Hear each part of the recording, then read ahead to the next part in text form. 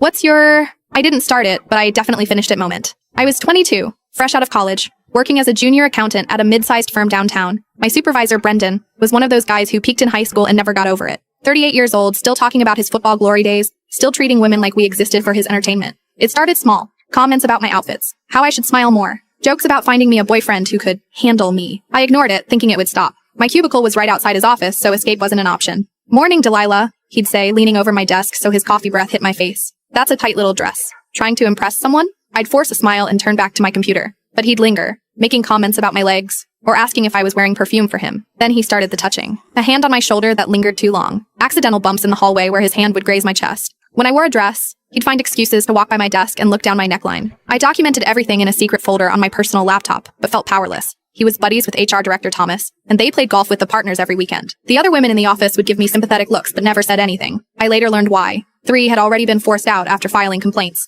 Their careers were destroyed, their references poisoned. "Just keep your head down," whispered Patricia from payroll. "He gets bored eventually if you don't react." But Brendan wasn't getting bored. He was escalating. The breaking point came during our annual company retreat at the Riverside Resort. Brendan cornered me at the hotel bar after the company dinner. I was alone checking emails on my laptop when he slid into the booth beside me, trapping me against the wall. "You know, Delilah," he slurred, reeking of whiskey and cigars. "You could advance a lot faster here if you were more cooperative. I've got your performance review coming up." His hand landed on my thigh, fingers digging into my skin. "I think there's been a misunderstanding," I said, trying to slide away. The booth was too narrow. I was trapped. He gripped tighter, his hand moving higher. "No misunderstanding. I've been patient with you for 6 months, but I'm done waiting. You're going to come up to my room or your career here is over." That's when I noticed something. His phone was sitting on the table, screen facing up. A voice memo app was open, the red recording light blinking. "What's that for?" I asked, my heart racing. He grinned, showing whiskey-stained teeth. "Insurance policy, sweetheart. In case you get any ideas about reporting this conversation. Your word against mine. Plus I'll have proof you were flirting, asking for it."